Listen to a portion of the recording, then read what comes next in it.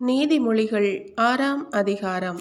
பிள்ளாய், உன் அடுத்திருப்பவரின் கடனுக்காக நீ பொறுப்பேற்றிருந்தால், அல்லது அந்நியர் ஒருவருக்காக பிணையாய் நின்றால், அல்லது உன் வார்த்தைகளை முன்னிட்டு ஒரு சிக்கலில் மாட்டிக்கொண்டால், அல்லது உன் வாய் சொல்லிலேயே நீ பிடிபட நேர்ந்தால், பிள்ளாய், உன்னை விடுவித்துக் கொள்ள இப்படி செய்.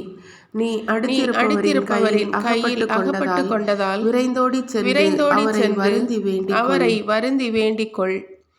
அதை செய்யும் வரையில் கண்ணயராதே, கண் இமைகளை மூடவிடாதே. நீ வேடன் கையில் அகப்பட்ட மான் போல் இருப்பாய், கண்ணியில் சிக்கிய குருவிக்கு ஒப்பாவாய். உன்னை தப்புவித்து கொள்ளப்பார், சோம்பேறியாயிராதே. சோம்பேறிகளே, எறும்பை பாருங்கள், அதன் செயல்களை கவனித்து ஞானமுள்ளவராகுங்கள். அதற்கு தலைவனும் இல்லை, கண்காணியும் இல்லை, அதிகாரியும் இல்லை. எனினும் அது கோடையில் உணவை சேர்த்து வைக்கும், அறுவடை காலத்தில் தானியத்தை சேகரிக்கும். சோம்பேறிகளே, எவ்வளவு நேரம் படுத்திருப்பீர்கள்? தூக்கத்திலிருந்து எப்போது எழுந்திருப்பீர்கள்? இன்னும் சிறிது நேரம் தூங்குங்கள், இன்னும் சிறிது நேரம் உறங்குங்கள். கையை முடக்கிக் கொண்டு இன்னும் சிறிது நேரம் படுத்திருங்கள். வறுமை உங்கள் மீது வழிப்பறி கல்வரை போல் பாயும். ஏழ்மை நிலை உங்களை போர் வீரரை போல் தாக்கும். கயவனின் போக்கு. போக்கிரி அல்லது கயவன் தாறுமாறாக பேசிக்கொண்டு அலைவான். அவன் கண் சிமிட்டுவான், காலால் செய்தி தெரிவிப்பான், விரலால் சைகை காட்டுவான். அவன் தன் வஞ்சக உள்ளத்தில் சதித்திட்டம் வகுப்பான், எங்கும் சண்டை மூட்டி விடுவான். ஆகையால் அவனுக்கு எதிர்பாராத நேரத்தில் கேடு வரும். திடீரென்று அழிந்து போவான், மீளமாட்டான். கடவுளுக்கு வெறுப்பானவை. ஆண்டவர் வெறுப்பவை 6. 7வது ஒன்றும் அவரது வெறுப்புக்கு உரியது. அவை இருமாப்புள்ள பார்வை, பொய்யுரைக்கும் நாவு, குற்றமில்லாரை கொல்லும் கை, சதித்திட்டங்களை வகுக்கும் உள்ளம், தீங்கிழைக்க விரைந்தோடும் கால், பொய்யுரைக்கும் போலிச் சான்று, நண்பரிடையே சண்டை மூட்டி விடும் செயல் என்பவையே.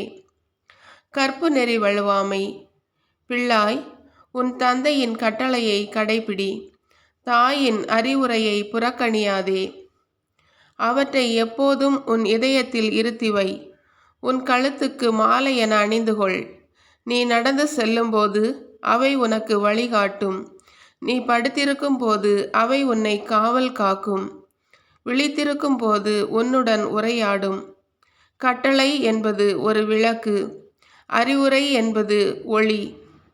கண்டித்தலும் தண்டித்தலும் நல்வாழ்வுக்கு வழி. அவை உன்னை விலை மகளிடமிருந்து, தேனொழுக பேசும் பறத்தையிடமிருந்து விலகி இருக்கச் செய்யும்.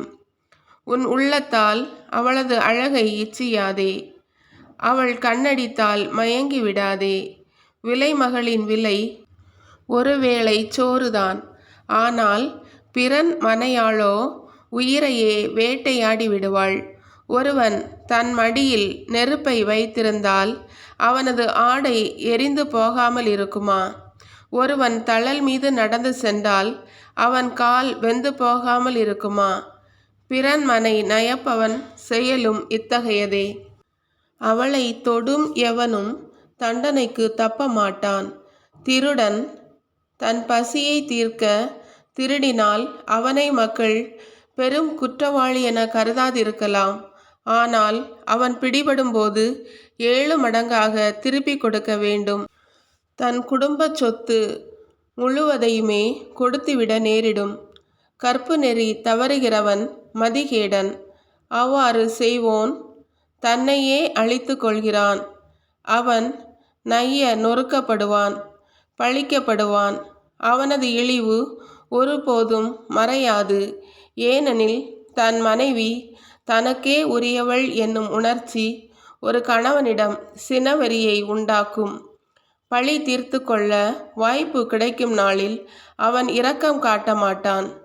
சரியீடு எதுவும் ஏற்றுக்கொள்ள மாட்டான். எவ்வளவு பொருள் கொடுத்தாலும் அவன் சினம் தணியாது.